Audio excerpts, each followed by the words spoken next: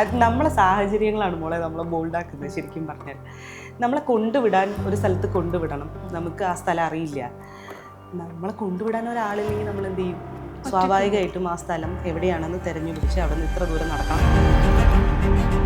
എടാ നിനക്ക് 2 ഷഡ്ഡി മേടിച്ചുവിട്രാ, ഉള്ളത് മുഴുവൻ ഓട്ടയാണല്ലോ. നിങ്ങൾക്കൊന്ന് പതുക്കെ പറഞ്ഞൂടെ? പഴയ സാധനം ഇട്ടുകൊണ്ട് നടക്കുന്നതിന് അവന് മാനക്കേടൊന്നുമില്ല. ചില കാര്യങ്ങളൊന്നും നമുക്ക് പെട്ടെന്ന് ഒരു ഡിസിഷൻ എടുക്കാൻ പറ്റില്ല.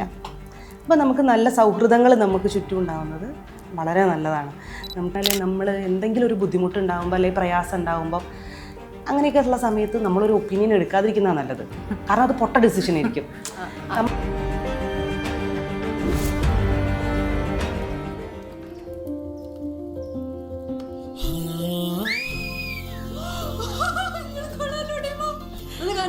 കൈയോടെ നാവ് കൊടുക്ക.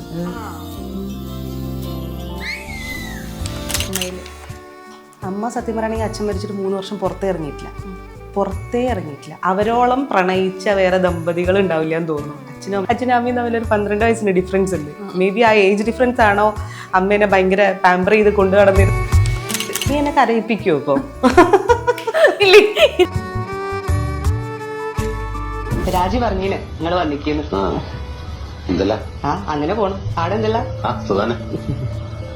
രമേഷ് മോളൊക്കെ എന്ത് പറയുന്നു? ഓലക്കാട് സുഖമായിട്ടിരിക്കുന്നു. അതിനുശേഷം 2 ആൾ കൂടി ഉണ്ടായി, ഒരു മോളും ഒരു മോനും. പൊരുത്തൊക്കെ കുറെ ഉണ്ടായിരുന്നു. ആ പൊരുത്തം ഇപ്പോഴും ലൈഫിലുണ്ടോ എല്ലാ കാര്യത്തിലും? കട്ട് ചെയ്ത് എഡിറ്റ് ഇപ്പൊ എല്ലാവർക്കും അറിയാം. ആരും ഇപ്പൊ കല്യാണം കഴിക്കുന്നില്ല, അത് മനസ്സിലായില്ലേ? കല്യാണം കഴിച്ചാ? ഇല്ല, കഴിക്കണം. എപ്പോഴും ചോദിച്ചുകൊണ്ടിരിക്കും നമ്മളെക്കാളും ആദ്യം നാട്ടിൽ. ഞാനൊക്കെ വയസ്സായ പോലെ വർത്താനൊക്കെ. ശരിക്കും എത്ര വയസ്സുണ്ട്?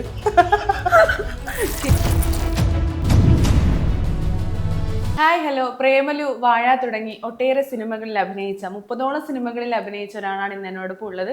ഭയങ്കര സുന്ദരിയാണ്. അപ്പൊ നമുക്ക് വെൽക്കം ചെയ്യാം പ്രിയ ശ്രീജിത്ത്. നമസ്കാരം. നമസ്കാരം. ആദ്യം തന്നെ ഞാൻ സുന്ദരിയാണെന്ന് പറഞ്ഞു, അതൊരു സന്തോഷമായിക്കോട്ടെ. നല്ല ഭംഗിയുണ്ട്. ഈ ഒരു സാരിയൊക്കെ ഉടുത്ത് രാവിലെ തന്നെ ബ്രേക്ക്ഫാസ്റ്റ് കഴിക്കാതെയായിരുന്നു വന്നിട്ടുണ്ടായിരുന്നത്. അപ്പൊ ഇത് കേട്ടപ്പോ ആ ക്ഷീണം മാറി കിട്ടി. പറഞ്ഞു എപ്പോഴും സാരിയാണോ ഇഷ്ടം? നോർമലി സാരിയാണ് ഇഷ്ടം. ഇതെന്റെ ഒരു ടീച്ചർ ഗിഫ്റ്റ് ചെയ്ത സാരിയാണ്. ഗിഫ്റ്റ് ചെയ്ത് ടീച്ചറോട് വില ചോദിച്ചു. നല്ല മോഡൽ സിൽക്കാണ്. അതെ അതെ, മോഡൽ സിൽക്കാണ്. ടീച്ചർ ഗിഫ്റ്റ് ചെയ്താണ്.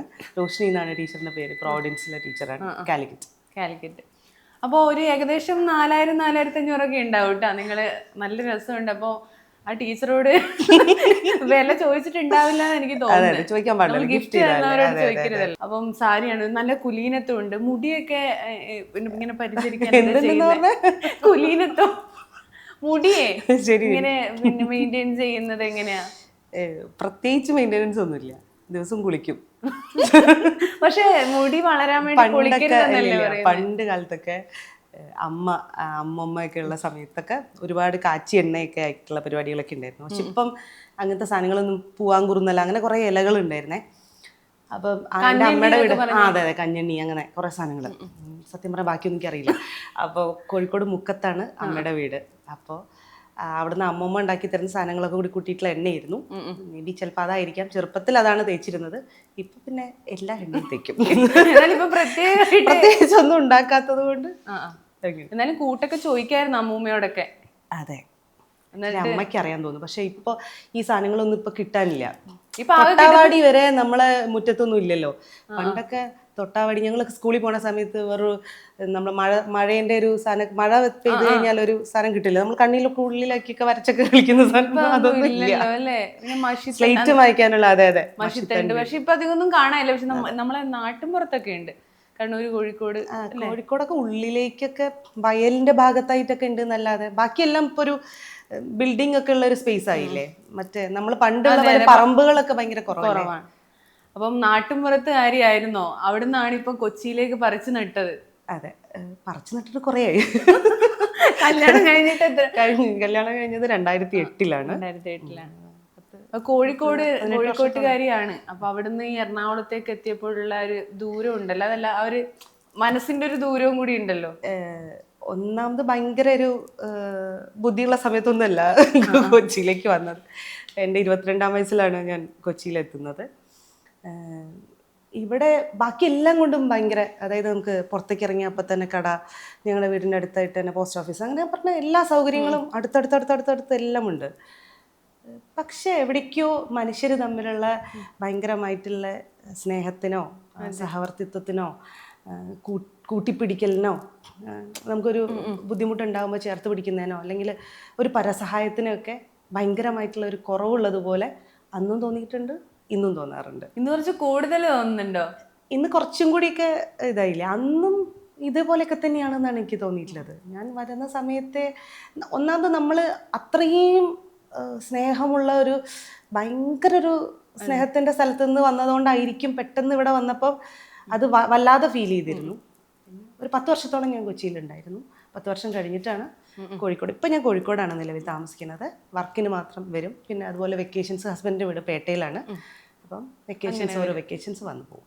അപ്പോൾ കോഴിക്കോട് ശരിക്കും ഇപ്പം പറഞ്ഞല്ലോ, കോഴിക്കോട് ഭയങ്കര സ്നേഹമുള്ള ഒരു നാട്ടിൽ നിന്നാണ് കൊച്ചിയിലേക്ക് വന്നതെന്ന്. അപ്പോൾ വീണ്ടും ഇപ്പോൾ കോഴിക്കോട് തന്നെ പോയി. ആ സ്നേഹം ആ കോഴിക്കോട് മലബാറിൽ മാത്രം കിട്ടുന്നതുകൊണ്ട് മാത്രമാണോ അങ്ങോട്ട് തന്നെ നിൽക്കാമെന്ന് തീരുമാനിച്ചത്? അല്ല, അതിന് പല കാരണങ്ങളുണ്ട്.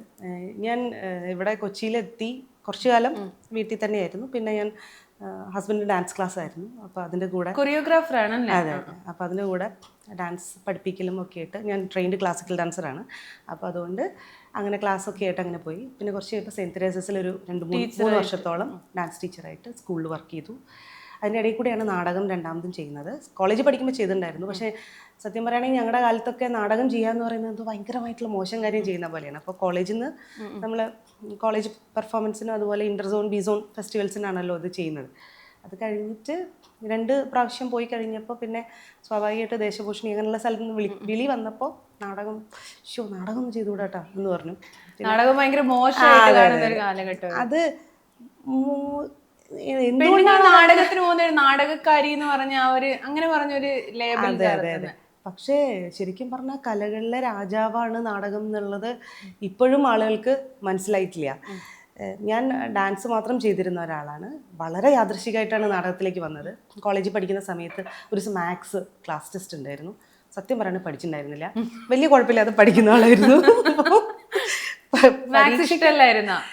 മാത്സ് ഇഷ്ടക്കേടൊന്നും ഉണ്ടായിരുന്നില്ല. 10th വരെ ഓക്കെ ആയിരുന്നു. നമ്മൾ ഡിഗ്രിക്കൊക്കെ ചേർന്നപ്പോഴത്തേക്കും മാത്സിനോടുള്ള ഒരു സാധനമൊക്കെ പോയി. അപ്പോൾ പിന്നെ പൊതുവേ നമുക്ക് ആർട്ടായിരുന്നു അന്നും ഭയങ്കര ഇഷ്ടം.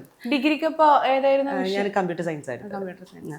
അപ്പം ഈ എക്സാം എഴുതാതിരിക്കാൻ വേണ്ടിയിട്ട് നൈസായിട്ട് എങ്ങനെ നമുക്ക് എക്സാമിൽ രക്ഷപ്പെടാം എന്നിങ്ങനെ ആലോചിച്ചുകൊണ്ടിരിക്കുമ്പോഴാണ് നാടകത്തിൻ്റെ ഓഡീഷൻ എന്ന് പറഞ്ഞിട്ട് വന്ന് വിളിക്കുന്നത്. അപ്പോൾ അതുവരെ ഞാൻ ഒരു നാടകവും ചെയ്തില്ല. എനിക്കാണെങ്കിൽ മൈക്ക് ഭയങ്കര പ്രശ്നമാണ്. ഞാൻ പ്രോവിഡൻസ് സ്കൂളിലാണ് പഠിച്ചത്. അപ്പോൾ അവർ കവിതയൊക്കെ നമ്മളെ കൊണ്ട് പാടിപ്പിക്കുന്ന സമയത്ത് വിറച്ചിട്ടും കൈ ഇങ്ങനെ ആക്കിയിട്ടൊക്കെയാണ് നമ്മൾ പാടിക്കൊണ്ടിരുന്നത്. അപ്പോൾ എനിക്ക് ഭയങ്കര പ്രശ്നമാണ്. ഞാൻ പാട്ടുകാരിയേ അല്ല. നല്ലൊരു പാട്ട് പാടണോ പറഞ്ഞു കൊടുക്കും, കവിത എന്നറിയാതെ വന്നുപോയതാ. അപ്പോൾ നമ്മളെ നിർബന്ധിച്ച് ചെയ്യിക്കുമല്ലോ. ഈ ആഴ്ചയിൽ ഒരു ദിവസം സ്കൂൾ അസംബ്ലിക്ക് നമ്മൾ കവിത വായിക്കുക അല്ലെങ്കിൽ ന്യൂസ് റീഡിങ് അങ്ങനെയൊക്കെ പറഞ്ഞിട്ട് കുറേ കാര്യങ്ങളുണ്ട്. അപ്പോൾ ഇതൊക്കെ ചെയ്യിക്കുമ്പോൾ എനിക്ക് ഭയങ്കര ടെൻഷനായിരുന്നു. മൈക്ക് ഇപ്പോഴും മൈക്ക് ഭയങ്കര ടെൻഷനാണ്. അങ്ങനെ എനിക്ക് എന്തായാലും ചെയ്യാൻ പറ്റില്ല എന്ന് എനിക്കറിയാം നാടകം. അപ്പം വന്ന് വിളിച്ചപ്പോൾ ഓഡീഷന് പോയാൽ ഒരു 3/4 മണിക്കൂർ എന്തായാലും പോകുമല്ലോ, പിന്നെ പരീക്ഷ എഴുതിക്കില്ലല്ലോ വെച്ചിട്ട് കൈ നോക്കി. അങ്ങനെ ഓഡീഷന് പോയി. മനോജ് നാരായണൻ എന്നായിരുന്നു മാഷിൻ്റെ പേര്. വടകരക്കാരനാണ്. മാഷായിരുന്നു നാടകം പഠിപ്പിച്ചിരുന്നത്. അപ്പം മാഷ് ഓഡീഷൻ വെക്കുന്നു. അപ്പം നമ്മളൊക്കെ ചെയ്യുന്നു. അപ്പോൾ വിനീത എന്നൊക്കെ പറഞ്ഞൊരു ചേച്ചി നമ്മുടെ കൂടെ ഉണ്ട്. അങ്ങനെ പെർഫോമൻസ് കഴിഞ്ഞിട്ട് ഇത് കഴിഞ്ഞിട്ട് അപ്പം കിട്ടൂലല്ലോ നമുക്ക്, നമ്മൾ ഭയങ്കര മോശം ആളാന്ന് അറിഞ്ഞിട്ട് തന്നെയാണ് നമ്മൾ പോയത്. പക്ഷേ ചിലതൊക്കെ മറന്നുപോയി എന്നുള്ള നാടകമായിരുന്നു ചെയ്തിരുന്നത്. എ ശാന്തകുമാർ സാറിൻ്റെ സ്ക്രിപ്റ്റിലുള്ള. അതിൽ ചിരുതയായിട്ട് എന്നെ കാസ്റ്റ് ചെയ്തു മെയിൻ. അപ്പം ഞാൻ മാഷോട് പറഞ്ഞു, മാഷ എന്നെ കാസ്റ്റ് ചെയ്യില്ലേ, ചിലതൊക്കെ അല്ല മൊത്തത്തിൽ ചിരുത മറന്നു പോകുമെന്ന് പറഞ്ഞു. പക്ഷേ പ്രശ്നമൊന്നും ഉണ്ടായില്ല. അതാണ് നാടകത്തിൻ്റെ തുടക്കം. അത് എത്രാമത്തെ വയസ്സിലായിരുന്നു? വയസ്സൊക്കെ ഇപ്പൊ പറയിപ്പിക്കോ? ശരിക്കുള്ള വയസ്സ് ഗൂഗിളിലുണ്ട്. കോളേജ് ആണില്ലേ? അത് കറക്റ്റ് ആണോ? പിന്നെ നമുക്ക് കളത്രൊന്നും ഇല്ലപ്പാ. 18 വയസ്സ് കോളേജ് പഠിക്കുന്ന സമയത്ത്. ആ സമയത്ത് അതെ. നമ്മൾ +2 കഴിഞ്ഞിട്ട് നേരെ IHRDയിലാണ് BSc കമ്പ്യൂട്ടർ സയൻസ് ചെയ്തത്. അപ്പോൾ 17 വയസ്സ്. 17-18 ഇഷ്ടമുള്ള എടുത്തോ. അപ്പോൾ അതോടെ കഴിഞ്ഞു. പിന്നെ അതിൻ്റെ അടുത്ത വർഷം സ്വപ്നവേട്ട എന്ന് പറഞ്ഞൊരു നാടകം. അപ്പോൾ ഒരു പ്രാവശ്യം നമ്മൾ അങ്ങനെയാണല്ലോ, സ്കൂളിൽ ഇപ്പോൾ ഡാൻസിൻ്റെ ഇതിലേക്ക് ട്രൂപ്പിലേക്ക് സെലക്ട് ആയാൽ പിന്നെ സ്കൂൾ സമയം കഴിയുന്നവരെ നമ്മൾ ഡാൻസ് ട്രൂപ്പിലുണ്ടാവും. അതേപോലെ ഒരു പ്രാവശ്യം നാടകം ചെയ്തപ്പോൾ നെക്സ്റ്റ് ഇയർ നാടകം ചെയ്യുമ്പോൾ സ്വപ്നവേട്ട എന്ന് പറഞ്ഞ നാടകം ശാന്തകുമാർ സാറിൻ്റെ തന്നെ നാടകമാണ് ചെയ്തിട്ടുള്ളത്. ശാന്തകുമാർ സാറിന് ഇഷ്ടപ്പെട്ട ഒരാളായി മാറി. ശാന്തേട്ടൻ്റെ സ്ക്രിപ്റ്റ് ഭയങ്കര നല്ലതാണ്. അപ്പോൾ ചിരുതയിലൊക്കെ ആ ചിരുത എന്ന് പറഞ്ഞ ക്യാരക്ടർ ഭയങ്കര ബോൾഡായിട്ടുള്ള ഇത്രയും ശക്തമായിട്ടുള്ള കഥാപാത്രം, സ്ത്രീ കഥാപാത്രങ്ങൾ എഴുതാൻ സ്ത്രീ അല്ലാതെ ഒരു പുരുഷന് സാധിക്കുക എന്ന് പറയുന്നത് ഒരു ഭയങ്കര അപ്പോൾ ശാന്തേട്ടനെ കാണാനന്ന് ഒരുപാട് കൊതിച്ചിട്ടുണ്ട്. മനോജ് നാരായണ മാഷാണെങ്കിൽ ഇങ്ങനെ ടോപ്പിലാക്കി വെക്കും, ശാന്തേട്ടൻ വരും, ഇന്ന് നാളെ എന്തായാലും വരും, അടുത്ത ആഴ്ച വരും. അപ്പോൾ ശാന്തേട്ടന് വേണ്ടി ഞങ്ങൾ റിഹേഴ്സൽ ചെയ്യലായി. അങ്ങനെ അപ്പോൾ ശാന്തേട്ടൻ ഭയങ്കര ഫേവറേറ്റ് പേഴ്സൺ ആയിരുന്നു. പക്ഷെ എനിക്ക് കാണാൻ പറ്റിയിട്ടില്ല. പിന്നെ ഒരുപാട് വർഷത്തിന് ശേഷം ഞാൻ ശാന്തേട്ടൻ്റെ നാടകത്തിൽ ചെയ്തു. കോഴിക്കോട് നാടകത്തിന് വേണ്ടി ശാന്തേട്ടൻ വിളിച്ചു. പിന്നെ ശാന്തേട്ടൻ ഇപ്പം മരിച്ചിട്ടൊരു 3 വർഷം കഴിഞ്ഞു. ആ ഒരു അവസാനത്തെ ഒരു 5 വർഷം പുള്ളിക്കാരൻ്റെ ഒപ്പം, പുള്ളിക്കാരൻ ചെയ്യുന്ന നാടകങ്ങളുടെ കൂടെയും പുള്ളിക്കാരൻ നടത്തിയ നാടക ചർച്ചകളുടെ കൂടെയൊക്കെ ഭാഗമാവാൻ പറ്റിയിട്ടുണ്ട്. ഞാൻ കണ്ടിട്ടുള്ള ഏറ്റവും നല്ല നാടകത്തിലെ റൈറ്റർ എന്ന് പറയുന്നത് ശാന്തേട്ടൻ തന്നെയാണ്. ഇന്ന് ഒരുപാട് മിസ് ചെയ്യുന്നുണ്ടാവും. തീർച്ചയായിട്ടും എന്നെ സംബന്ധിച്ച് എൻ്റെ ഒരു വഴികാട്ടിയും, നമുക്കിപ്പോൾ ഒരു അത്യാവശ്യം വരുമ്പം ഞാൻ ഇന്ന സ്ഥലത്തേക്കാൻ പോകുന്നത്, അത് ഓക്കെ ആണോ സ്ഥലം എന്നൊക്കെ ചോദിക്കാൻ പാകത്തിലുള്ള, അച്ഛന് ശേഷം എന്നെ ഇൻഫ്ലുവൻസ് ചെയ്തിട്ടുള്ള, ഏറ്റവും കൂടുതൽ ഇൻഫ്ലുവൻസ് ചെയ്തിട്ടുള്ള ഒരാൾ. മരണം എന്ന് പറയുന്നത് ശരിക്കും അങ്ങനെയാണ്. നമുക്കൊരിക്കലും എന്താ പറയുക, അതൊക്കെ നമ്മൾ ആ ഒരു സിറ്റുവേഷനുമായിട്ട് തൃപ്തിപ്പെടണമെന്ന് പറയെങ്കിൽ കൂടി പിന്നെ ആ ഒരു ശൂന്യതയാണല്ലോ. അവിടെ ആരെങ്കിലും പ്ലേസ് ചെയ്യാൻ വേണ്ടിയിട്ട് പറ്റിയോ? അവിടെ ഇതുവരെ ആരെയും പ്ലേസ് ചെയ്യാൻ പറ്റിയിട്ടില്ല, അവിടെ ആരെയും പ്ലേസ് ചെയ്യാൻ പറ്റുകയില്ല. ഓരോ മനുഷ്യരും നമുക്ക് ഉണ്ടാക്കുന്ന ഒരു ഭയങ്കരമായിട്ടുള്ളൊരു, അവർ പോകുന്ന സമയത്തെ നമുക്ക് അതുമായിട്ട് പൊരുത്തപ്പെടാൻ തന്നെ നമ്മൾ കുറേ കാലം എടുക്കും. ഒരു 6 മാസത്തോളം ശരിക്കും ഇതുമായിട്ടൊന്ന് അയ്യോ അങ്ങേരില്ലാത്ത ഒരു സ്ഥലമുണ്ട് എന്ന് പറയുന്നത് മനസ്സിലാക്കാനായിട്ട് ഭയങ്കര ബുദ്ധിമുട്ടായിരുന്നു. പിന്നെ സ്വാഭാവികമായിട്ടും ഓരോ ഓർമ്മകൾ, ഒന്നിച്ചു പോയ സ്ഥലങ്ങൾ അല്ലെങ്കിൽ മിണ്ടിയ സ്ഥലങ്ങളൊക്കെ കാണുമ്പോൾ നമുക്ക് ശാന്തേട്ടൻ ശരിക്കും അച്ഛനോളം തന്നെ പ്രിയപ്പെട്ട ഒരാൾ ആയിരുന്നു എനിക്ക്. നമുക്ക് എന്താ പറയുക, നമുക്ക് ഒരു റെസ്ട്രിക്ഷനും ഇല്ലാതെ ഒരാളോട് സംസാരിക്കാൻ പറ്റുക എന്ന് പറയുന്ന ഒരു സംഭവം ഉണ്ടല്ലോ. അങ്ങനെ ഒരാളെ കിട്ടുന്നത് വലിയൊരു ഭാഗ്യമാണ്. അതെ. പോകുമെന്ന് വിചാരിച്ചതല്ല. ഞങ്ങൾ കൊറോണയ്ക്ക് തൊട്ട് മുന്നേ ആയിട്ട് ഞാൻ NSD ഒരു നാടകം ചെയ്യാൻ വേണ്ടിയിട്ട്, അടയാളം എന്ന് പറഞ്ഞിട്ട് പ്ലേ, സാംകുട്ടി പട്ടങ്കരി മാഷും സുരേഷ് ബാബു മാഷും ചെയ്ത് കോഴിക്കോട് തന്നെ. അപ്പോൾ അതിനുവേണ്ടി ഞാൻ NSD നിൽക്കുന്ന സമയത്താണ് ശാന്തേട്ടൻ വിളിച്ചിട്ട് പറയുന്നത്, അതെ നീ ഒന്ന് വാട്സപ്പ് നോക്കിയേ. അപ്പം എന്താണെന്ന് ചോദിക്കുന്നു. അപ്പം നീ വാട്സപ്പ് ചെക്ക് ചെയ്തിട്ട് എന്നെ വിളിക്കുക. അപ്പം ഞാൻ വാട്സപ്പ് ചെക്ക് ചെയ്ത് നോക്കുമ്പോൾ എൻ്റെ സോളോ പെർഫോമൻസ്, അപ്പം അതിൻ്റെ ഡേറ്റും ഇട്ടിട്ടുണ്ട്. അപ്പോൾ ഈ പറഞ്ഞ ഡേറ്റിൽ നിന്ന് അതിലേക്ക് വെറും 10 ദിവസത്തെ ഗ്യാപ്പേ ഉള്ളൂ. ഞാൻ തിരിച്ച് ഡൽഹിയിൽ നിന്ന് ഇവിടെ എത്തിയിട്ട് 10 ദിവസത്തെ ഗ്യാപ്പേ ഉള്ളൂ. ഞങ്ങൾ തമ്മിൽ അങ്ങനെ ചർച്ചയെ നടന്നിട്ടില്ല. അപ്പം ഞാൻ പറഞ്ഞു, ശാന്തേട്ട എങ്ങനെയാണ് സോളോ പെർഫോമൻസ് 10 ദിവസം? സോളോ എന്ന് പറഞ്ഞാൽ നമ്മൾ ഒരാൾ നിന്ന് ഇത്രയും കാണികളെ ഇത്രയും സമയം പിടിച്ചിരുത്തണ്ടേ. അപ്പോൾ അത് ഭയങ്കര ബുദ്ധിമുട്ടല്ലേ ശാന്തേട്ടാന്ന് വെച്ചാൽ, നീ ഒരു 10 ദിവസം കറക്റ്റായിട്ട് എനിക്ക് തന്നാൽ മതി, വേറെ ഒന്നും നീ പേടിക്കേണ്ടെന്ന് പറഞ്ഞു. അപ്പോൾ ഇതിൻ്റെ ബ്രോഷറാണ് എനിക്ക് അയച്ചിട്ടുള്ളത്. അത് ഓൾറെഡി മൂപ്പര് നോട്ടീസ് അടിച്ചു കഴിഞ്ഞു. എന്നിട്ടാ പറയണേ. അപ്പോൾ മരിച്ചവരെ കുളിപ്പിച്ചൊരുക്കേണ്ട വിധം എന്ന് പറഞ്ഞിട്ട് ഒരു പ്ലേ. അപ്പം അതുമായി ബന്ധപ്പെട്ടപ്പോൾ ഞാൻ തിരിച്ച് കോഴിക്കോട് എത്തുന്നു. ഞങ്ങളൊരു 3-4 ദിവസം ഇതിനെപ്പറ്റി ചർച്ച ചെയ്യുന്നു. ചർച്ച മാത്രമേ നടന്നുള്ളൂ, 2-3 ദിവസത്തെ ചർച്ച നടന്നു. അപ്പോഴത്തേക്ക് കൊറോണ വന്നിട്ട് സംഭവം എല്ലാം അടച്ചു. അപ്പോൾ സത്യം പറയുകയാണെങ്കിൽ സോളോ പെർഫോമൻസ് ചെയ്യാൻ പറ്റിയില്ല. ശാന്തേട്ടനായിരുന്നു ചെയ്യാന്ന് പറഞ്ഞിരുന്നത്, നടന്നില്ല. അപ്പോൾ അതങ്ങനെ പോയി. പിന്നെ അതെടുത്ത് വർക്ക് ചെയ്യാൻ വേണമെങ്കിൽ പറ്റുമായിരുന്നു. പക്ഷെ അതാലോചിക്കുമ്പോൾ തന്നെ നമുക്ക് സങ്കടം വരും. കാരണം അതിനെ ചൊല്ലി കുറേ കൂടിയിരുത്തങ്ങളും വർത്തമാനങ്ങളും ചർച്ചകളും ഒക്കെ നടന്നുണ്ട്. അപ്പം ശാന്തേട്ടൻ ശരിക്കും ഭയങ്കര ഒഴിവാണ് ജീവിതത്തിലെ, ഒരുപാട് സ്പേസ്. പക്ഷെ ഇനി അതൊന്ന് ചെയ്യണം എന്ന് വെച്ചാൽ അദ്ദേഹം എവിടെയെങ്കിലും നിന്ന് കാണും, സ്വർഗത്തെ നിന്ന് കാണും.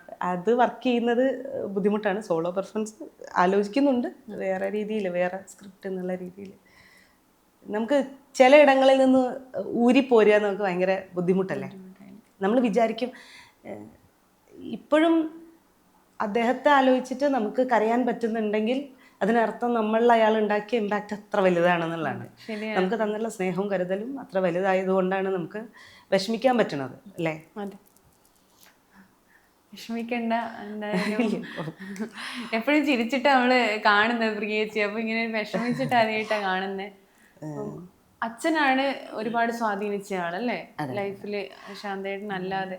അതെ അതെ. അച്ഛൻ ഞാൻ 8ാം ക്ലാസ് തുടക്കത്തിലാണ് അച്ഛൻ്റെ മരണം സംഭവിക്കുന്നത്. അച്ഛനെ പോലെ ഒരു അച്ഛൻ ചുറ്റുപാടും കണ്ടിട്ടുണ്ടോയെന്ന് ചോദിച്ചാൽ ഇല്ല എന്ന് പറയേണ്ടി വരും. അച്ഛൻ്റെ പേര് സദാനന്ദൻ എന്നാണ്. അച്ഛൻ സിവിൽ സ്റ്റേഷനിൽ പിയൂണായിരുന്നു, ലോട്ടറി ഓഫീസിൽ. ഭയങ്കര സ്നേഹമുള്ള അച്ഛനായിരുന്നു. ഞങ്ങൾക്ക് കുറച്ചും കൂടെ ശരിക്കും പറയുകയാണെങ്കിൽ അമ്മ ഭയങ്കര സ്ട്രിക്റ്റ് ആണ്. അപ്പോൾ നമുക്ക് പറയാനൊക്കെ പേടിയാണ്. ഇപ്പോൾ പരീക്ഷയിൽ മാർക്ക് കുറഞ്ഞാൽ അല്ലെങ്കിൽ നമ്മൾ എന്തെങ്കിലും കുരുത്തക്കേട് ഒപ്പിച്ചാലൊക്കെ ഡയറക്റ്റായിട്ട് നമുക്ക് പോയി പറയാൻ പറ്റുന്നത് അച്ഛനോടാണ്. അച്ഛൻ എല്ലാത്തിനും സൊല്യൂഷൻ ഉണ്ടാവും. ഇപ്പോൾ മാത്സിലൊക്കെ ഒരു പ്രാവശ്യം ഭയങ്കര മാർക്ക് കുറഞ്ഞ സമയത്ത് ഇതെങ്ങനെ വീട്ടിൽ പാസ്സായിട്ടുണ്ട്, പക്ഷെ മാർക്ക് കുറവാണ്. അപ്പോൾ ജസ്റ്റ് പാസ്. 18 മാർക്കൊന്നുള്ളൂ, 17 വേണമല്ലോ പാസ്സാവാനായിട്ട്. അപ്പോൾ എന്തോ കാക്കൊല്ല പരീക്ഷ എന്തോ ആണ്. സാധാരണ അങ്ങനെ ഭയങ്കര മാർക്ക് കുറവ് പ്രശ്നം ഉണ്ടാവാറില്ല.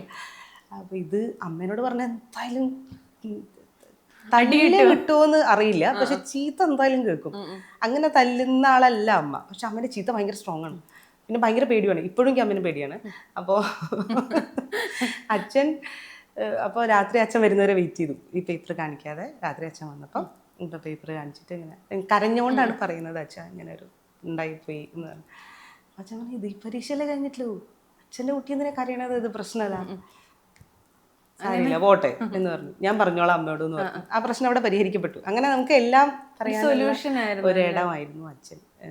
അച്ഛൻ വേറെ ഭയങ്കര അച്ഛന് ചുറ്റുപാടുമൊക്കെ കുറേ അച്ഛൻ്റെ സുഹൃത്തുക്കളൊക്കെ ഉണ്ട്. പക്ഷേ അച്ഛൻ 6 മണിയാകുമ്പോഴത്തേക്കും ഓഫീസിൽ നിന്ന് 5 മണിക്ക് വിടും. അച്ഛൻ 6 മണിയാകുമ്പോഴത്തേക്കും അച്ഛൻ്റെ ഫ്രണ്ട്സിൻ്റെ കൂടെ ഇരുന്നൊരു ചായയൊക്കെ കുടിച്ച് 6 മണിയാകുമ്പോഴേക്കും വീട്ടിലെത്തും. പിന്നെ ഫുള്ള് വീട്ടിൽ തന്നെയാണ്, രാവിലെ എണീറ്റ് പോവും. അങ്ങനെ ഒരു അച്ഛൻ. മക്കളപ്പോൾ പ്രിയച്ചിയെ കൂടാതെ എനിക്കുള്ളത് ചേച്ചിയാണ്. ചേച്ചിയുടെ പേര് സ്മിത, നല്ല ഡോക്ടറാണ്, ഇവിടെ മെഡിക്കൽ ഓഫീസറായിട്ട് വർക്ക് ചെയ്യുന്നു. അപ്പോൾ 2 പെൺകുട്ടിയൊക്കെ എപ്പോഴും അച്ഛനോടായിരിക്കും കൂടുതൽ അറ്റാച്ച്മെന്റ്. അപ്പോൾ ഈ കല്യാണത്തിന്റെ ഒന്നും സമയത്ത് അച്ഛൻ ഉണ്ടായിരുന്നില്ല. അപ്പം പെട്ടെന്ന് തന്നെ 8ാം ക്ലാസ്സിൽ പഠിക്കുമ്പോൾ അങ്ങനെ മരണപ്പെട്ട സമയത്ത് അന്നേരമുള്ള ഒരു ഉൾക്കൊള്ളാനുള്ള ഒരു ഇതുണ്ടല്ലോ, ഉൾക്കൊള്ളാൻ ഒരിക്കലും പറ്റില്ല നമുക്ക്. നീ എന്നെ കരയിപ്പിക്കുമോ ഇപ്പോൾ? അതല്ല, അപ്പൊ ഒരു ഓർമ്മ പറയോ നമ്മൾ അച്ഛൻ്റെ അമ്മയുടെ ഒക്കെ കൂടെയുള്ള? നമുക്ക് അച്ഛൻ്റെ അമ്മയുടെയും കൂടെയുള്ള ഓർമ്മകൾ നല്ലത് മാത്രമേ സംഭവിച്ചിട്ടുള്ളൂ. എനിക്കൊരു മോശം അല്ലെങ്കിൽ നമുക്ക് സങ്കടം ഉണ്ടാക്കിയെന്ന് പറയുന്ന ഒരു ഓർമ്മയായിട്ട് സത്യം പറയുകയാണെങ്കിൽ ഇല്ല. അമ്മയുടെ അമ്മയായിട്ട് ഭയങ്കര ആത്മബന്ധമായിരുന്നു. മുക്കത്താണ് അമ്മയുടെ വീട്. ഞങ്ങളെ വീട്ടിൽ നിന്ന് ആക്ച്വലി കുറച്ച് ദൂരെയാണ്. പക്ഷേ എല്ലാ ശനിയാഴ്ചയും അച്ഛൻ അമ്മേനെയും ഞങ്ങളെയും കൂട്ടിയിട്ട് മുക്കത്തെ വീട്ടിൽ പോവും. ഞായറാഴ്ച അവിടെ നിന്ന് ഊണും കഴിച്ച് തിരിച്ചു വരും. ഇത് ഞങ്ങളുടെ എല്ലാ ആഴ്ചയിലെയും ഏറ്റവും നല്ല ഓർമ്മയാണ്. ഞങ്ങൾക്ക് വെള്ളിയാഴ്ച വരുമ്പോൾ ഭയങ്കര സന്തോഷമാണ്. പിറ്റേ ദിവസം അച്ഛൻ്റെ ഓഫീസ് കഴിഞ്ഞ് കഴിഞ്ഞാൽ ഞങ്ങൾ എല്ലാവരും കൂടി പോകും. അമ്മയുടെ നാടും ഭയങ്കര ഭംഗിയുള്ള സ്ഥലമാണ്. മുക്കം ആക്ച്വലി മുക്കം എത്തണ്ട, REC NITയുടെ ഭാഗത്താണ്. അന്നൊന്നും അങ്ങനെ ഭയങ്കര റോഡൊന്നുമില്ല. ഈ പാറയൊക്കെ ഇറങ്ങിയിട്ട് വേണം, വയലിൻ്റെ സെൻറ്ററിൽ കൂടെയൊക്കെ വേണം പോകാനായിട്ട്. നെച്ചുളി എന്നാണ് അമ്മയുടെ പ്രോപ്പർ സ്ഥലത്തിൻ്റെ പേര്. അപ്പോൾ അങ്ങനെ പാറയൊക്കെ ഇറങ്ങി. അപ്പോൾ അച്ഛന് എനിക്ക് തോന്നുന്നു അവരോളം പ്രണയിച്ച വേറെ ദമ്പതികൾ ഉണ്ടാവില്ല എന്ന് തോന്നുന്നു. അച്ഛനും അമ്മയും അത്ര ഇഷ്ടത്തിലായിരുന്നു. ഈ റോഡ് ക്രോസ് ചെയ്യുമ്പോൾ വരെ അച്ഛൻ അമ്മയുടെ കൈ പിടിച്ചിട്ടാണ് ക്രോസ് ചെയ്യുക. ഞങ്ങൾ പരസ്പരം കൈ പിടിച്ച് ക്രോസ് ചെയ്തോളണം. അങ്ങനെയാണ്. അച്ഛനും അമ്മയും തമ്മിലൊരു 12 വയസ്സിന് ഡിഫറൻസ് ഉണ്ട്. മേ ബി ആ ഏജ് ഡിഫറൻസ് ആണോ അമ്മേനെ ഭയങ്കര പാമ്പർ ചെയ്ത് കൊണ്ടു നടന്നിരുന്നത് എനിക്കറിയില്ല. പക്ഷെ അവർ തമ്മിൽ ഭയങ്കര സ്നേഹമായിരുന്നു. അവർ സ്നേഹിക്കുന്നത് കണ്ടിട്ട് നമുക്ക് പെട്ടെന്ന് കല്യാണം കഴിച്ചാൽ കൊള്ളാമെന്നുണ്ടായിരുന്നു. ആ സ്നേഹം കണ്ടിട്ട് 8ാം ക്ലാസ് 7ാം ക്ലാസ്സൊക്കെ ഒരു തുടങ്ങിയ സമയത്ത് ശരിക്കും പറയുകയാണെങ്കിൽ അച്ഛൻ അവിടെ നിന്ന് റിട്ടയർ ആവുന്നു. ഓഫീസിൽ നിന്ന് റിട്ടയറായി ഒരു 2 മാസം കഴിഞ്ഞപ്പോഴാണ് അസുഖം ഡിറ്റക്ട് ചെയ്തത്. ക്യാൻസർ ആയിരുന്നു ലങ്സിന്. ഒരു 8 മാസത്തോളം ട്രീറ്റ്മെൻറ്റായിട്ട്. അന്നൊക്കെ പക്ഷേ എങ്ങനെയാണെന്ന് വെച്ചാൽ ഇന്നിപ്പം ട്രീറ്റ്മെൻറ്റ് ഉണ്ട്. എനിക്ക് തോന്നുന്നു ഒരു ചുറ്റുവട്ടത്തുള്ള ഒരു 5 വീടുകളെടുത്താൽ ഏതെങ്കിലും ഒരു വീട്ടിൽ ഈ അസുഖം ഉണ്ടാവും. അന്നൊന്നും അങ്ങനെ ഇല്ല, ഭയങ്കര റെയറായിട്ടാണ് ആൾക്കാർക്കുള്ളത്. അപ്പോൾ തന്നെ ഇതറിഞ്ഞപ്പോൾ തന്നെ അച്ഛൻ്റെ ഫുൾ ഇത് പോയി. ഒന്നാമത് അച്ഛൻ കുടിക്കുക വലിക്കുക അങ്ങനത്തെ പരിപാടികളൊന്നുമില്ല. എങ്ങനെ അത് വന്നു എന്ന് സത്യം പറയാൻ അറിയില്ല. അപ്പം അതിലൊന്നും വലിയ കാര്യമില്ല എന്ന് മനസ്സിലായില്ലേ. ബാക്കിയുള്ളവരോട് പറഞ്ഞു കൊടുക്കാനാണോ? എന്ന് വെച്ചാൽ ലെൻസിനൊക്കെ വരുന്നത് കുടിച്ചിട്ടാണ് വലിച്ചിട്ടാണ് എന്നൊക്കെ അല്ലേ പൊതുവെ പറയാം. അതെ അതെ. അപ്പോൾ അങ്ങനെ ഒരു 8 മാസം കീമോ ട്രീറ്റ്മെൻ്റ് എല്ലാം എടുത്തു. പക്ഷേ അച്ഛൻ മെൻ്റലി ഭയങ്കര വീക്കായിരുന്നു. ഞങ്ങൾ 2 പെൺകുട്ടികളാണെന്നുള്ളത് അച്ഛന് പ്രശ്നമായിരുന്നു. അമ്മയ്ക്കൊന്നും അറിയില്ല എന്നുള്ളതൊരു പ്രശ്നമായിരുന്നു. അച്ഛൻ ഇങ്ങനെ പാമ്പർ ചെയ്ത് കൊണ്ടു നടക്കുന്നതുകൊണ്ട് അടുക്കളയിലെ സാധനം പോലും അമ്മ പറയണ്ട, മുളക് പൊടി തീരാനായി എന്ന് പറയേണ്ട ആവശ്യമില്ല. അച്ഛനറിയാം. അച്ഛനറിയാം. അപ്പം അതായത് അമ്മേനെ കൊണ്ട് ഒന്നും ഒറ്റയ്ക്ക് അച്ഛൻ അതുവരെ ചെയ്യിപ്പിച്ചിട്ടുണ്ടായിരുന്നില്ല. അപ്പം അതുകൊണ്ട് അച്ഛന് ഭയങ്കര ടെൻഷനായിരുന്നു. 2 പെൺകുട്ടികൾ, അമ്മ ഒക്കെ ഒറ്റയ്ക്കായിപ്പോൾ ഇവരിനി എന്താ ചെയ്യുക, അച്ഛൻ റിട്ടയർ ആയിട്ടുണ്ട്, അപ്പോൾ ജോലി ആർക്കും കിട്ടാൻ സാധ്യതയില്ല. അപ്പം ഇതൊക്കെയാണല്ലോ നമ്മൾ ഒരു അസുഖം വരുമ്പോൾ ആലോചിക്കുക. അതുകൊണ്ട് തന്നെ അച്ഛൻ ഭയങ്കര കരുത്തായിരുന്നു നമുക്ക് വേണ്ടത്. ഇപ്പം എല്ലാവരും പറഞ്ഞില്ല ഇങ്ങനെ തോൽപ്പിച്ചു. അതെ അതെ അതെ അതെ അതെ. അച്ഛന് ഇല്ലാതായി പോയതും അതാന്ന് തോന്നിയിട്ടുണ്ട്. അത് ഈ പറഞ്ഞ പോലെ ആ രോഗം ഭയങ്കര റെയറായിട്ടുള്ളതും അത് ഉണ്ടായപ്പം ഇനി പെട്ടെന്ന് പോവും സമയം എന്നുള്ള തോന്നലാണോ എന്നറിയില്ല. ഫസ്റ്റ് സ്റ്റേജ് ആയിരുന്നു, പക്ഷെ അധികം കിട്ടിയില്ല. അപ്പോൾ എന്ന് വെച്ചാൽ അമ്മയില്ലേ, അമ്മ ഇപ്പോൾ അച്ഛൻ അത്രയും പാമ്പർ ചെയ്തിട്ടാന്ന് പറഞ്ഞല്ലോ. അപ്പോൾ കല്യാണം കഴിപ്പിച്ചൊക്കെ എങ്ങനെയാണ് അമ്മ ഇത്രയും അങ്ങനെ പിന്നീട് ഒരു സ്ട്രോങ് വുമണിനെയാണോ കണ്ടത് അമ്മയിൽ? അമ്മ സത്യം പറയുകയാണെങ്കിൽ അച്ഛൻ മരിച്ചിട്ട് 3 വർഷം പുറത്തേ ഇറങ്ങിയിട്ടില്ല. അപ്പം എൻ്റെ സ്കൂളിൽ പ്രോഗ്രസ് റിപ്പോർട്ട് ഒപ്പിടാൻ വേണ്ടി വിളിക്കുന്ന സമയത്ത് എൻ്റെ ചേച്ചിയാണ് വന്നിരുന്നത്.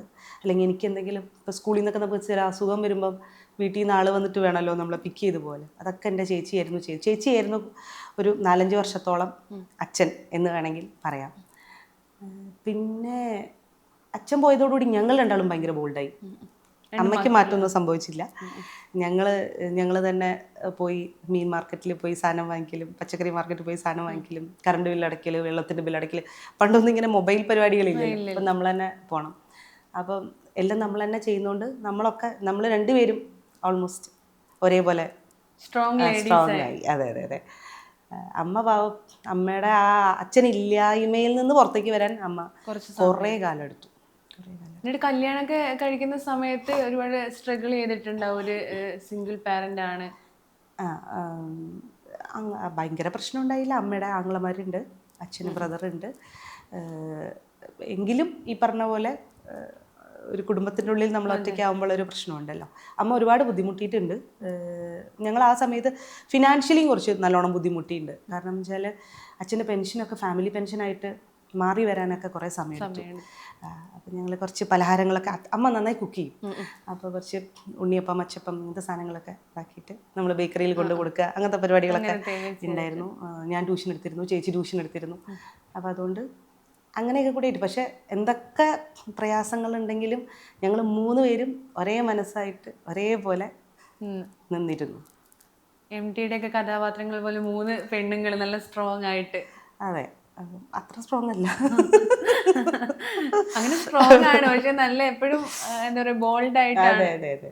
അത് നമ്മളെ സാഹചര്യങ്ങളാണ് മോളെ നമ്മളെ ബോൾഡാക്കുന്നത്. ശരിക്കും പറഞ്ഞാൽ നമ്മളെ കൊണ്ടുവിടാൻ ഒരു സ്ഥലത്ത് കൊണ്ടുവിടണം, നമുക്ക് ആ സ്ഥലം അറിയില്ല, നമ്മളെ കൊണ്ടുവിടാൻ ഒരാളില്ലെങ്കിൽ നമ്മൾ എന്ത് ചെയ്യും? സ്വാഭാവികമായിട്ടും ആ സ്ഥലം എവിടെയാണെന്ന് തിരഞ്ഞു പിടിച്ച് അവിടെ നിന്ന് ഇത്ര ദൂരം നടക്കണം, ഇതൊക്കെ ഡീറ്റെയിൽ അറിഞ്ഞു വെച്ചിട്ട് നമ്മൾ ചെയ്യും. ഇത് തന്നെയാണ് ശരിക്കും ബോൾഡ്നെസ് ഉണ്ടാക്കുന്നത്. നമ്മളെ സാഹചര്യം, നമ്മളെ സപ്പോർട്ട് ചെയ്യാൻ ആരുമില്ല, നമ്മളെ താങ്ങാൻ ആരും ഇല്ലെങ്കിൽ നമുക്കൊരു അസുഖം പോലും വരില്ല. ശരിക്കും അസുഖം വന്നിട്ട് കാര്യമില്ലല്ലോ, ആരുമില്ല സപ്പോർട്ട് ചെയ്യാൻ ആളില്ലെങ്കിൽ നമ്മൾ ബോൾഡ് ആവും അല്ലേ? സപ്പോർട്ട് ചെയ്യാൻ ആളില്ലെങ്കിൽ ബോൾഡ് ആവും. ഒറ്റയ്ക്ക് ചെയ്തല്ലേ പറ്റുള്ളൂ. പിന്നെ നമുക്ക് ബേസിക്കലി നമുക്ക് നമ്മൾ മാത്രമേ ഉണ്ടാവുള്ളൂ എന്നുള്ളൊരു സ്ഥാനം ഉണ്ടല്ലോ അല്ലേ? നമ്മളിപ്പോൾ എന്തൊക്കെ പറഞ്ഞാലും ഒരു പെട്ടെന്നൊരാവശ്യം വരുമ്പോൾ ചിലപ്പോൾ നമ്മൾ തന്നെ ഒരു ഡിസിഷൻ എടുത്ത് നമ്മൾ തന്നെ ചെയ്യേണ്ടി വരും. ആ സാഹചര്യമാണ് നമ്മളെ ബോൾഡാക്കുന്നത്. പിന്നെ പലപ്പോഴും പ്രിയച്ചി അധിക പേരും എല്ലാവരോടും ഒപ്പീനിയൻ ചോദിക്കും. എന്ന് വെച്ചാൽ രണ്ടാമതൊരാളോട് ചോദിച്ചാൽ മാത്രം ഇത് തെറ്റാണോ ശരിയാണോ, അങ്ങനെ ലൈഫിൽ ആരോടെങ്കിലും ഒപ്പീനിയൻ ചോദിക്കുന്ന ആരെങ്കിലും ഉണ്ടായിരുന്നോ? തീർച്ചയായിട്ടും. നമുക്ക് ചില കാര്യങ്ങളൊന്നും നമുക്ക് പെട്ടെന്ന് ഒരു ഡിസിഷൻ എടുക്കാൻ പറ്റില്ല. അപ്പോൾ നമുക്ക് നല്ല സൗഹൃദങ്ങൾ നമുക്ക് ചുറ്റും ഉണ്ടാകുന്നത് വളരെ നല്ലതാണ്. നമുക്ക് ചിലപ്പം മിക്കവാറും സത്യം പറഞ്ഞാൽ നമ്മൾ എന്തെങ്കിലും ഒരു ബുദ്ധിമുട്ടുണ്ടാകുമ്പോൾ അല്ലെങ്കിൽ പ്രയാസം ഉണ്ടാകുമ്പോൾ അങ്ങനെയൊക്കെ ഉള്ള സമയത്ത് നമ്മളൊരു ഒപ്പീനിയൻ എടുക്കാതിരിക്കുന്നതാണ് നല്ലത്. കാരണം അത് പൊട്ട ഡിസിഷൻ ആയിരിക്കും.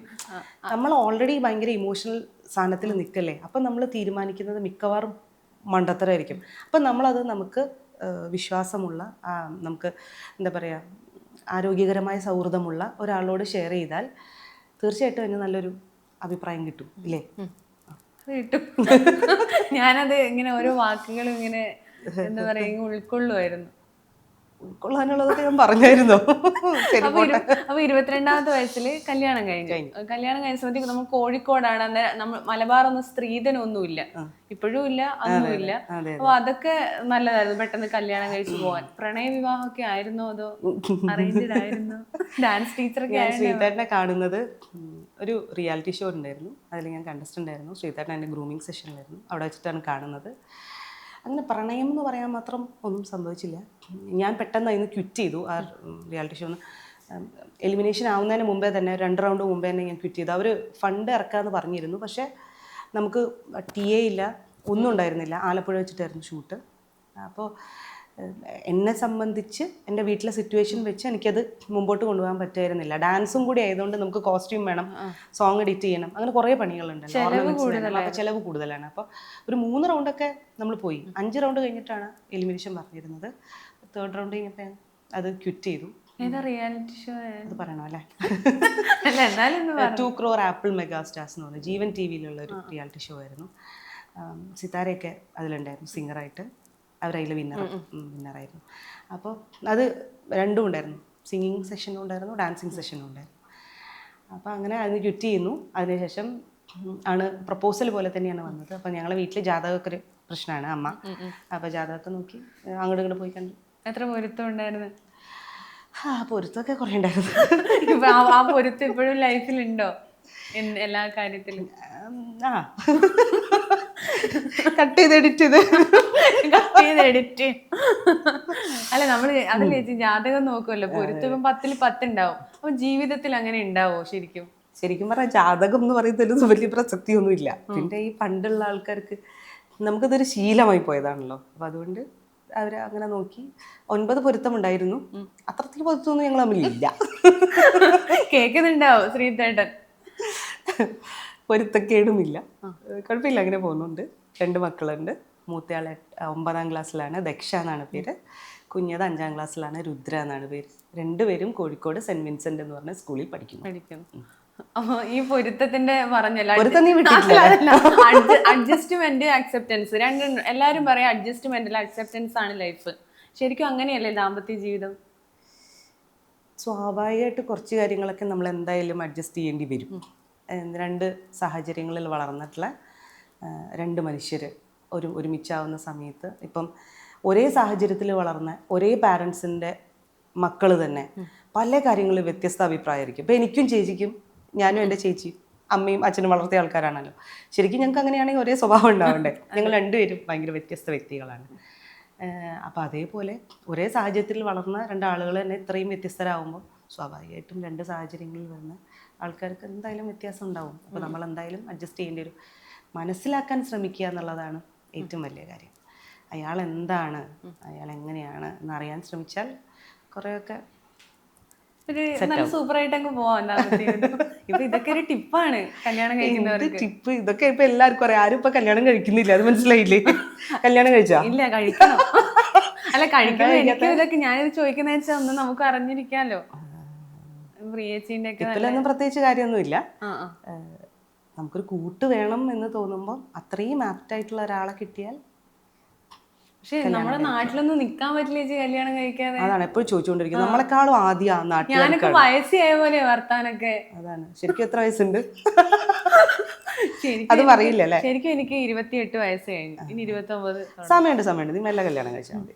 ഈ എല്ലാ കാര്യത്തിലും നാട്ടുകാർക്കായിരിക്കും പ്രത്യേകം താല്പര്യം. ശരിക്കും നമ്മളൊരു ജോലിക്ക്, നമ്മളിപ്പോൾ ചെയ്യുന്ന നാടകമാണ് എന്ന് പറയുന്ന സമയത്ത്, ഈ നാടകം ചെയ്യുന്ന സമയത്ത് എല്ലാവരും ചോദിക്കുന്നു, നാടകം ചെയ്തിട്ട് വല്ലതും കിട്ടുമോ, അതായത് എന്തെങ്കിലും കിട്ടുമോ എന്ന് ചോദിക്കുമായിരുന്നു. അപ്പം ഈ കിട്ടുമെന്ന് വെച്ചിട്ട്, ഇല്ല ചേട്ടാ 10,000 രൂപ വെച്ച് മാസം ഇട്ടോ എന്ന് നമുക്ക് അങ്ങോട്ട് പറയാൻ പറ്റില്ലല്ലോ.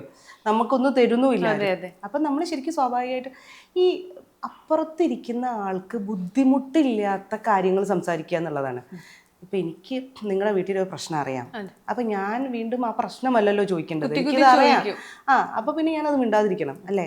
നമ്മളെ കൊണ്ട് ചുറ്റുമുള്ള ആളുകൾക്ക് ആർക്കും ആയിക്കോട്ടെ യാതൊരു ബുദ്ധിമുട്ടും ഒരു കാലത്തും ഒരു സമയത്തും ഉണ്ടാവാതിരിക്കാനാണ് ശ്രമിക്കേണ്ടത്. വാക്കുകൾ കൊണ്ട് പോലും അല്ലേ? ഇപ്പം മരണത്തിൻ്റെ കാര്യം ഉണ്ടായാൽ തന്നെ നമ്മൾ അറിഞ്ഞുകൊണ്ട് ചോദിക്കില്ലേ ചില ആൾക്കാർ, അയ്യോ മോൻ മരിച്ചിട്ട് എത്ര കാലം, എന്നാലും മറക്കാൻ പറ്റില്ലല്ലേ. ഇവരിത് പാവം മറക്കാൻ ശ്രമിക്കുകയായിരിക്കും.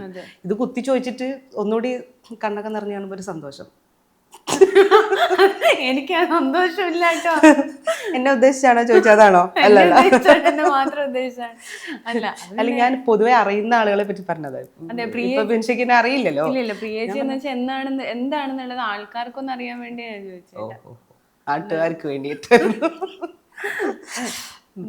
അപ്പൊ ഇതൊക്കെ എഡിറ്റ് ചെയ്ത് പോകുമല്ലോ അല്ലേ? കുറച്ചൊക്കെ